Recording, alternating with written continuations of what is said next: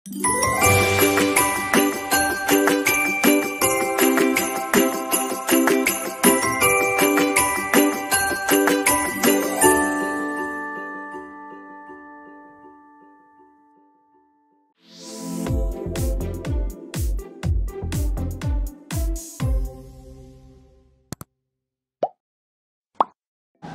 teman-teman, jumpa lagi ya dengan saya tetap di channel Yulili. Kali ini saya tetap dengan Mas Pujo akan ngobrol santai ya.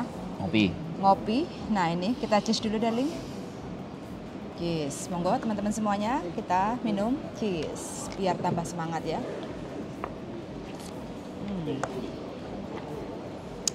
Di kesempatan hari ini kita akan ngobrol santai ya, membahas tentang kejadian minggu kemarin. Kompor meledak. Kompor gas meledak. Akhirnya jadi viral di TikTok. TikTok viral ya? Sumber informasi viral itu paling sekarang TikTok. Top trending ya di TikTok itu menjadi bahan pembicaraan. Jadi khususnya kita juga tidak tahu kejadiannya ya darling ya. Bahasamu ngomong khususnya.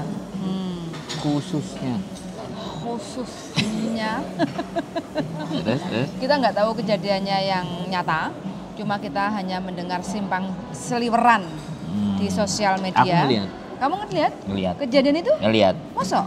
Kan pas lewat kemarin. Oh iya, kamu kan konser dek KOSBB itu kemarin Ya. itu?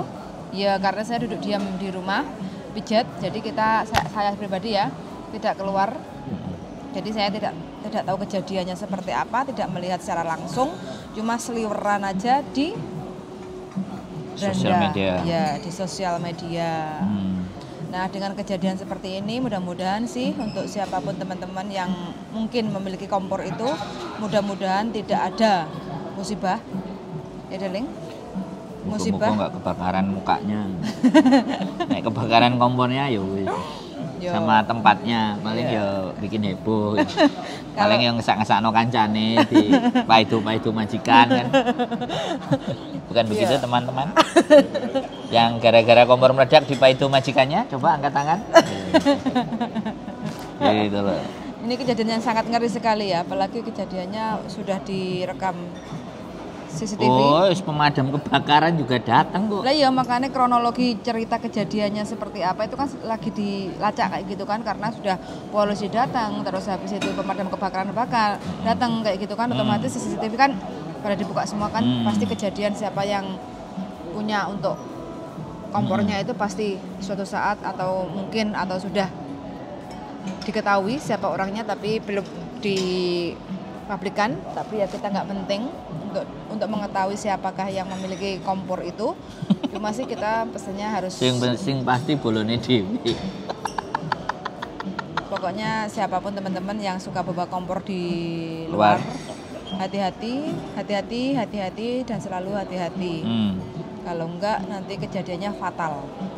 Seperti 2 hari yang lalu ya darling, aku mendengar cerita dari obrolanmu di YouTube itu.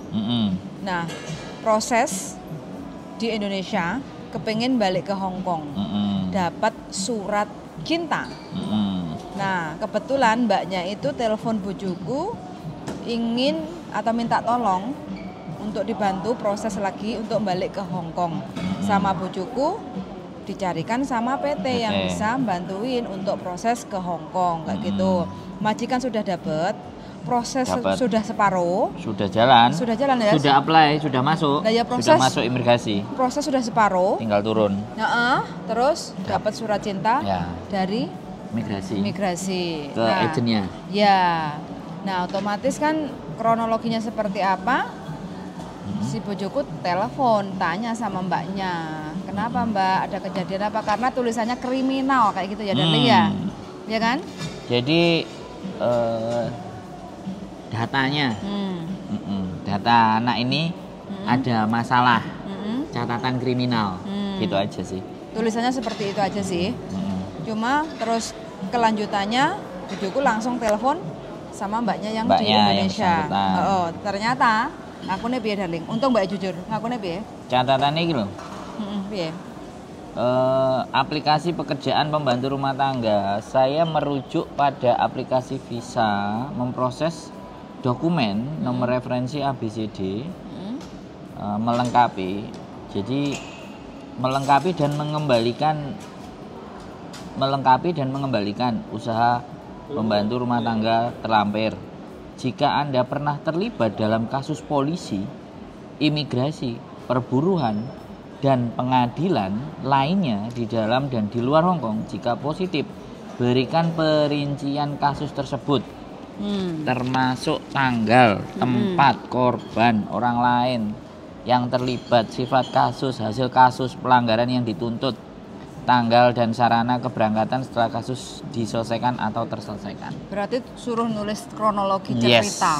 Jadi dari kejadian yang terlibat, kapan, tanggal berapa, apa aja, ngapain, ABCD, sidangnya juga bagaimana. Dan ternyata begitu saya tanya, sampean cerita Mbak, sampean ini masalah apa? Terus dibukalah, ternyata jualan gamis. Waduh. Jualan baju gamis, jualan kartu telepon. Nek lapangan itu? Di pojokan. MTR. Dulu itu Chandra. Kok Chandra? Toko Indomarket. Pojokan itu, pas tikungan itu. Oh, yang kan sekarang Pacific Cafe itu, sampingnya. Dulu kan besar-besarnya. Dia di situ sore. Di situ ada Pak D, tangkep Pak D. Terus ambilin KTP, ambil KTP, sabencing emkoy, dan akhirnya dibawa ke kantor polisi Wancai. Berarti dilebok nih gerobak? Gak, ya diangkut, diajak. Ya dilebok nih gerobak, mobil polisi. Terus dibawa ke kantor polisi Wancai untuk ditulis interogasi. Nah, ditanyain sembarang kalir, barangnya opo, isine opo ae, lapo ae, ABCD bla bla bla bla bla bla wis. Habis itu diwehno majikane, dibalekno dhek nang majikan karena di dalam majikan, dibalekno nang majikane. Enggak usah lapor, sidang. Terus bayar denda. Wis sidang, bayar denda, balik nang majikan. Waktu itu baru setahun, terus continue kerja. Akhirnya sampai 2 tahun dia pulang. Selesai nikah. Berarti dia yang memutuskan untuk pulang. Ya, pulang nikah, wis selamanya wis. Tahu-tahu kemarin pengen proses. Pengen balik lagi ke Hong Kong. Iya, mau ngeyel pokoknya. Dek. Iya. Kepepet kali. Ya jualan cilok lah. Di Indonesia jualan cilok, kalau laku laris dapat 60.000, kalau nggak laku dapat 10.000, hujan-hujan. Teman-teman ya, banyak bersyukur kita yang di Hong Kong. Itu ada WhatsApp-nya ini nih. WhatsApp-nya ada. Ngomong dia. Urip nek Indonesia dengan kondisi uang kalau laris jualan cilok 60.000 untungnya. Kalau sepi ya 10.000, 20.000. Aku berjanji pada diriku sendiri, Pak, saya cari rezeki untuk keluargaku. Saya tidak akan jualan lagi, kerja cari duit yang benar. Tidak akan bisa terbang ke Hong Kong. Terakhir sama istri Bapak, tak traktir. Saya berjanji kalau terbang sampai Hong Kong tak traktir makan sama istri Bapak. Jadi ini dia ngomong. Nah ini nih, Pak, tolong usahakan toh Pak, biar saya bisa kerja lagi di Hong Kong. Saya kerja di Hong Kong ini buat anakku, biaya sekolah anakku 2 Pak. Biayanya banyak, kalau saya nggak kerja dapat uang dari jualan cilok ya kurang. Buat biaya anak sekolah Pak, saya nggak pernah orang utang ke bank. Saya setiap hari jualan keliling. Sehari kalau rame ya 60, kalau sepi dapat 10. Itu cukup buat beli gas sama tepung terigu lagi, Pak. Bayangkan teman-teman. Ek Hong Kong jualan gamis. Aku rasa dia dulu top jualannya. Kenceng. Nah, maksudnya jualannya itu kenceng. Makanya kan langsung pulang. Makanya terus pulang. Zaman-zaman dulu terus bisa pulang. Makanya memutuskan pulang. Cukup duitnya. Tapi 2023 beda. Ya, itulah nasib teman-teman. Makanya hari ini mungkin teman-teman bisa ngais rezeki. Ya, saya nggak ngelarang ya. Lagian kalian itu juga bangsaku gitu. Aku nggak ngelarang, tapi nek terus ceritanya kayak gini. Ya, arepe nulung kudu piye? Kapan balik terus di blacklist. Terus dikongkon surat, iya aku nek visanya medun. Kalau visanya nggak turun, harapannya sudah. Nah, Taiwan dia. Iya. Itu pada kejadiannya tahun piro jare ini? 2009. 2009. Padahal kalau dibilang wis 10 tahun 2019. Berarti 2009. Lah iya kalau 10 tahun kan 2019. Ini 2023. Berarti ya wis 13 tahun masih terlacak ya. Masih terlacak istilahnya dengan nomor KTP ini dia pernah mengalami kriminal atau kejadian atau sangkut paut opo ae masih ada catatannya teman-teman ya. Jadi di Hong Kong itu sangat dia nggak ngomong. Awalnya nggak ngomong sama PT, sama dirimu ya, nggak ngomong. Dia nggak cerita, dia pokoknya berangkat. Kadang kita kalau berpikir kayak gini yang dirugikan siapa? Ya kan kalau kita nggak ngomong dari awal. Dia nggak kalau ataupun dia sudah proses yaitu apa CPT. Kemarin aku juga ada yang nganterin satu anak. Bisa mau utang bank. Utang bank cancel. Pak E dari PT telepon. Mas Andro, anaknya Mas Andro, masalah wis, tak pulangin. Ya sudah rugi. Utang banknya di Indonesia, di Hong Kong. Di Hong Kong. Belum lunas potongan. Belum lunas. Utang bank? Bukan dia utang terus pulang itu utang itu tertinggal. Walah, nggak dibayar. Oke. Iya wis nggak apa-apa. Nggak apa-apa lah. Hidup itu kan semua pilihan. Jadi kita cuman menyampaikan sebuah experience. Ya, saya nggak bisa membenarkan, kita juga nggak bisa menyalahkan. Tidak boleh. Tapi ini kejadian. Kejadian-kejadian itu yang nggak banyak orang tahu, ataupun ada yang tahu, ada yang ngerasa, Allah nggak apa-apa, ya sudah, nggak apa-apa. Yang penting kan jaga dirinya masing-masing aja. Dan di Hong Kong itu yang teman-teman perlu perhatikan ya, masalah jualan. Kalau seandainya sampai ketangkap sama Pak D, itu alamat lah. Pokoknya sudah masuk catatan. Yang kedua, kalau kita utang bank, terus sampai ada surat datang, majikan nggak terima, terus lapor ke imigrasi, itu juga sudah menjadi catatan buruk bagi kita. Jadi jangan sekali-kali untuk bermain-main hal-hal yang seperti itu. Belum lagi masuk yang narkoba itu wes dhuwur banget lah ya. Mungkin yang disepelekan itu kan gini. Saya cuman bisa ngasih tahu.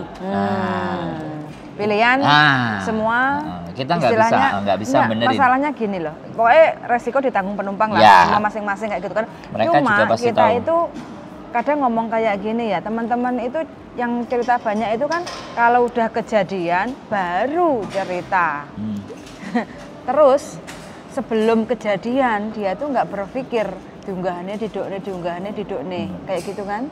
Jadi kan kita kadang mau nolong ya kayak apa, orang udah kejadian didengerin aja. Iya dong, kan gini, kita tidak bertanggung jawab dan tidak berhak atas hidupnya dia. Kecuali dia bertanya, berdiskusi sebelum ngajak pertimbangan, itu beda urusan. Enggak, masalahnya gini, contoh sekarang yang sudah kejadian dengan mbaknya yang jualan cilok di Indonesia yang dulu pernah jualan gamis sama isi ulang kartu itu. Terus dia kan tolonglah mas bantu saya. Tanggapanmu gimana? Ya nggak bisa. Aku ya kudu wiritan. Poso Senin Kemis nek pengin ngewangi. Ya hanya tangannya Gusti Allah loh. Wong imigrasi ya. Kita itu cuma nulis yang formnya. Kita bantuin nulis form. Makanya kemarin waktu aku ke tempat agent yang di Sungon, di tempat Ibu E itu, dia punya formnya.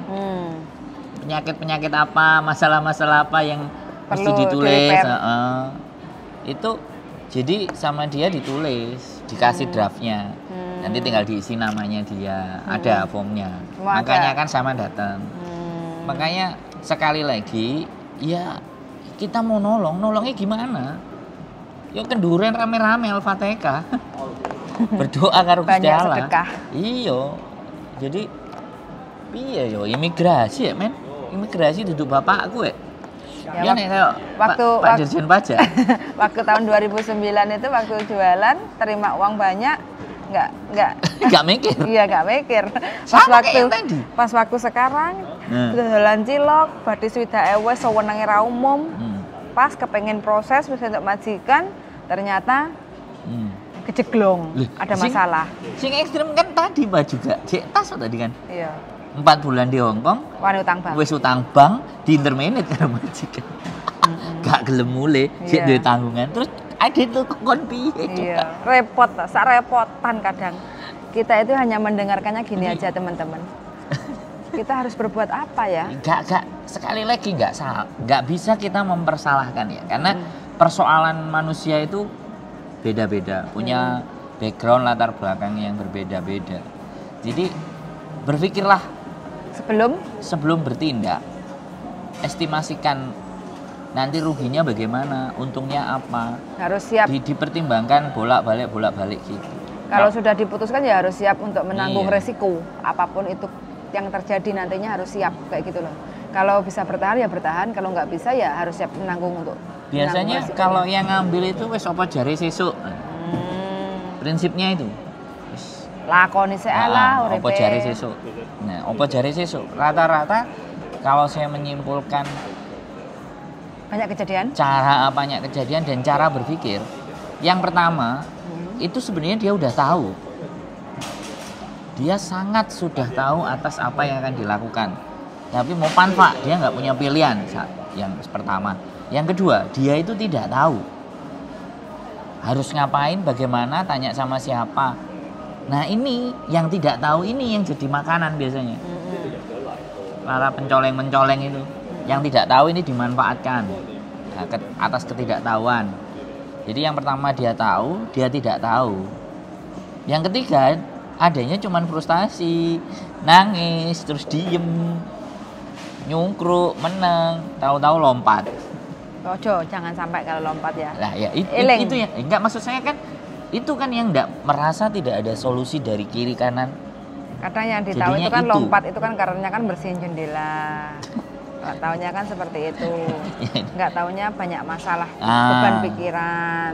Ya pokoknya teman-teman eling-eling keluarga yang di Indonesia. Kita niatnya ke sini itu ngumpulin duit.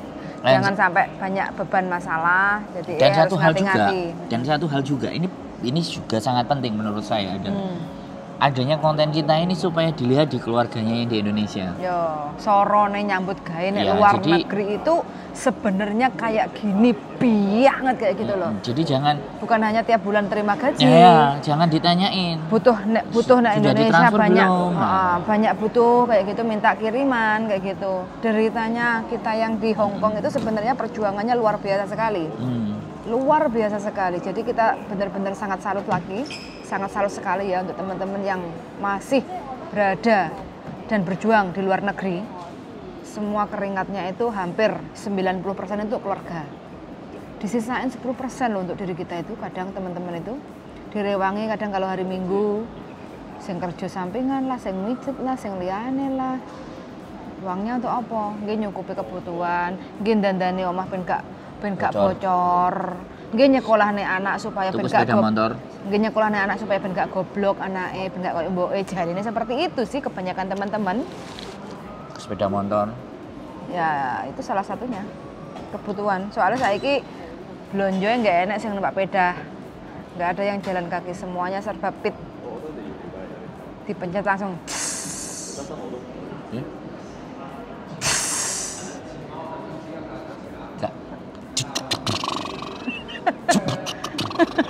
Itu zamanmu dulu itu. Zaman katrokmu dulu. Zaman saiki ora enak. Yang kayak gitu mintanya harus yang ces. Ngawakmu lah ces, aku lo gak ces. Enggak lah, ada juga ya generasi stroberi. Mana aku gak minta ces. Ya generasi stroberimu? Iya, kan adikku. Tapi tak nangis dhisik. Tapi ya enggak apa-apa lah, karena kan loh, ya itu memang utang lunak. Jadi kayak gitu. Jadi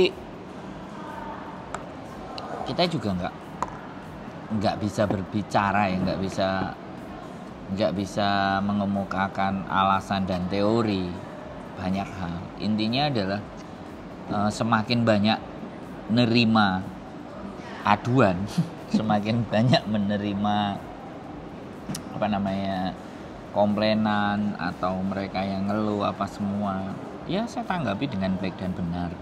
Dan saya sangat terima kasih bagi orang-orang yang sudah mau cerita, menambah khasanah budaya cara berpikir saya.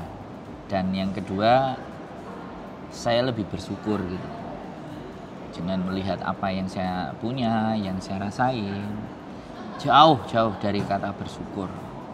Sangat bersyukur gitu melihat seperti itu. Jadi ya satu hal kan, kalau apa jenenge siapa artis yang Yip Man ini siapa? Yip Man? Artisnya jenenge siapa? Tony Leung, Johnny Crot. Duduk. Pokoknya ikulah. Dalam filmnya dia itu power is knowledge. Power itu kekuatan. Knowledge is power kebalik. Knowledge is power. Kekuatan kita itu dari pengetahuan. Kalau kita punya pengetahuan yang kuat, maka kita jadi orang kuat. Di mana kita bisa mendapatkan pengetahuan yang banyak hal, termasuk mereka cerita. Itu pengetahuan. Jadi sebenarnya temen cerita ke kita itu pengetahuan buat kita. Kan kita nggak perlu jalani. Bukan yang gibah. Enggak lah, menurut aku menilai itu sebagai bukan sesuatu yang gibah, tapi dia lagi mentransfer knowledge. Tapi kamu nggak terpengaruh. Buktinya, saya nggak mau. Saya justru harus mempengaruhi mereka. Kamu lihat, kamu yang hidup sama aku. Apakah saya terpengaruh? Aduh, kasihan mbaknya. Enggak, sometimes kamu juga terbawa. Erosi. Terbawa dengan kondisi mbaknya yang mungkin kayak kemarin malam-malam itu. Kamu langsung terbawa kepengen dang budal berangkat. Ya, padahal kan karena memang sekarang siapapun ya kalau diceritain nangis padahal nyatane belgedes kan. Pleketek Sariati. Nah, jadi makanya di situ kan saya jadi belajar karena baru itu aku langsung makanya kita harus berusaha untuk menenangkan cooling down masalah. Ya, makanya sekali lagi kan aku ngomong sama dirimu masih aku ada pertimbangan. Kalau ataupun aku terpengaruh kan terus aku ngomong piye? Yo takonono jenenge piye? Ya, jawaban kayak gitu karena memang ada pertimbangan. Kalau yang satunya itu Salembrot itu langsung tak samperin. Karena kan dirimu belum pulang dan waktunya masih sore. Salembrot itu. Nah, kemarin kan benar-benar jam 12, tapi menurutku ya jam 12. Kalau memang kebetulan saya mau pas pulang ke Indonesia ya tak samperin itu. Jadi begitu dinyatakno alah mbak gue entut goreng kan. Nah, ini kan skala prioritas, ada istrinya. Makanya ditanyain dulu. Jadi knowledge. Jadi ketika teman-teman juga mendengarkan ceritanya temannya, itu pengetahuan. Kalau menurutmu mendengarkan kejadian kompor meledak kemarin piye? Itu wis biasa. Wis biasa. Arek-arek ikan angel dikandani wis. Ya gak sampai mati terus kobong. Sik. Gitu loh. Pas banget. Hah? Pas banget. Jadi itu wis biasa. Arek-arek itu wis kadang mereka itu juga nggak peduli. Berarti lek wani yo aja wedi-wedi. Lek wedi yo aja wani. Ya wis itu yang diterapkan sama mereka. Jadi ya sudah, kita tinggal mereka tidak aja. Peduli. Kita tinggal menonton aja apa kata nantilah kayak gitu.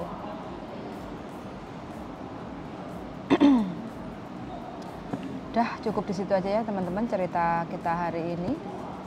Sharing-sharingnya kita hanya membuka yang sudah terjadi. Pembicaraan kita hari ini kompor meledak. Ngajak mikir gitu loh. Kompor meledak, ya kan?